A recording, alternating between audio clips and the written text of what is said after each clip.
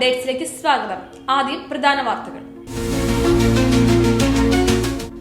Leo പാപ്പയുടെ Spain അപ്പസ്തോലിക പര്യടനം തുടരുന്നു.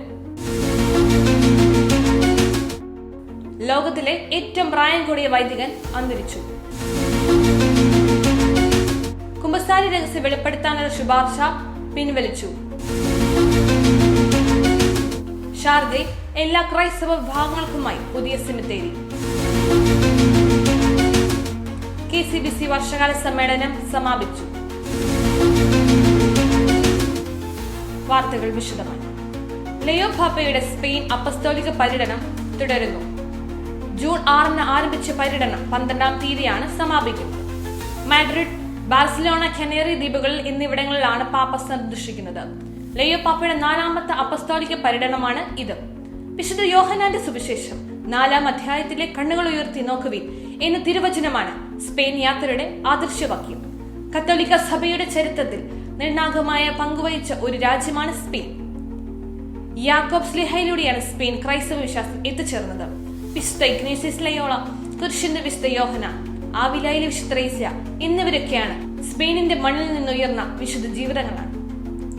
ലിയോ പാപ്പയ്ക്ക് മുമ്പ് സ്പെയിൻ സന്ദർശിച്ച മാർപ്പാപ്പമാർ ജോൺ പോൾ രണ്ടാമനും ബെനഡിക്ട് 16-ാമനുമായിരുന്നു. ഭിന്നതയുടെയും ധ്രുവീകരണത്തിന്റെയും ചിന്തകൾ വെടിഞ്ഞ് സത്യത്തെ സ്നേഹിക്കുവാനും സങ്കീർണതകളെ വിലമതിക്കുവാനും അതിനെ ഒരു അനുഗ്രഹമായി സ്വീകരിക്കുവാനും പഠിക്കണമെന്ന് തന്റെ ആദ്യ സന്ദേശത്തിൽ പാപ്പ സ്പെയിൻ ജനതയെ ഓർമ്മിപ്പിച്ചു. ലോകത്തിലെ ഏറ്റവും പ്രായം കൂടിയ വൈദികൻ അന്തരിച്ചു. ലോകത്തിലെ ഏറ്റവും പ്രായം കൂടിയ വൈദികൻ ജർമ്മൻകാരനായ ഫാദർ ബ്രൂണോ കാൻ അന്തരിച്ചു. 110 വയസ്സായിരുന്നു. 75 വർഷം പുരോഹിതനായി ശുശ്രൂഷ ചെയ്യാൻ അദ്ദേഹത്തിന് ഭാഗ്യം ലഭിച്ചു. 3 മാസങ്ങൾക്ക് മുമ്പ് 110-ാം ജന്മദിനത്തോടനുബന്ധിച്ച് ലിയോ 14-ാം പാപ്പയ ഇദ്ദേഹത്തിന് ആശംസകൾ നേർന്നിരുന്നു. പ്രാർത്ഥനയാണ് തന്നെ ചെറുപ്പത്തിൽ നിലനിർത്തുന്നു എന്നായിരുന്നു ദീർഘായുസിനെ കുറിച്ചുള്ള തന്റെ രഹസ്യമെന്ന് ഫാദർ ബ്രൂണോ വ്യക്തമാക്കിയത്. കുമ്പസാര രഹസ്യം വെളിപ്പെടുത്താനുള്ള ശുപാർശ പിൻവലിച്ചു. കുമ്പസാര രഹസ്യം വെളിപ്പെടുത്താൻ വൈദികർക്ക് സമ്മർദ്ദം നൽകുന്ന വിവാദ ശുപാർശ പിൻവലിച്ചു.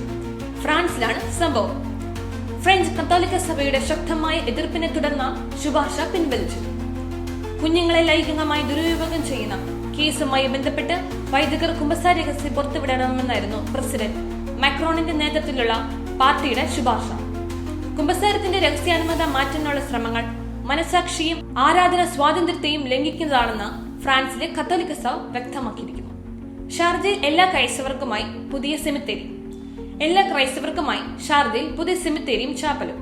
അറബിയയിലെ അപ്പസ്തോലിക് വികാരി ബിഷപ്പ് പൗലോ മാർട്ടിൻ സെമിത്തേരിയുടെ ചാപ്പലിന്റെ വെഞ്ചരിപ്പ് നിർവഹിച്ചു. സെമിത്തേരിക്കുള്ള അനുമതിയും ചാപ്പൽ നിർമ്മാണവും അനുബന്ധ ക്രമീകരണങ്ങളും ഷാർജ ഭരണകൂടമാണ് നൽകിയത്. ക്രൈസ്തവ സമൂഹത്തോട് ഭരണകൂടം കാണിക്കുന്ന സ്നേഹത്തിന്റെയും കരുതലിന്റെയും അടയാളമാണിത്. KCBC വർഷകാല സമ്മേളനം സമാപിച്ചു. KCBC president archbishop Varghese ചക്കാലയിൽ അധ്യക്ഷത വഹിച്ച യോഗത്തിൽ കേരളത്തിലെ സീറോ മലബാർ, സീറോ മലങ്കര, ലത്തീൻ രൂപതകളിലെ മെത്രാന്മാർ പങ്കെടുത്തു.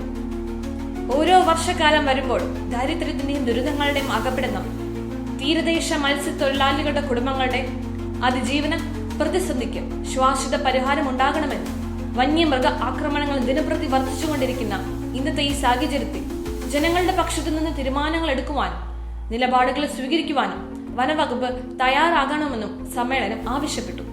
പുതിയ സംസ്ഥാന ഭരണകൂടത്തിന് അനുമോദനങ്ങൾ അറിയിച്ച സമ്മേളനം സർക്കാരിന്റെ ലഹരി വിരുദ്ധ പ്രവർത്തനങ്ങൾക്ക് പിന്തുണ പ്രഖ്യാപിച്ചു. കാത്തലിക് അപ്ഡേറ്റ്സ് ഇവിടെ പൂർണ്ണമാകുന്നു. അടുത്ത ന്യൂസ് ബുള്ളറ്റിനുമായി നമുക്ക് വെള്ളിയാഴ്ച കണ്ടുമുട്ടാം.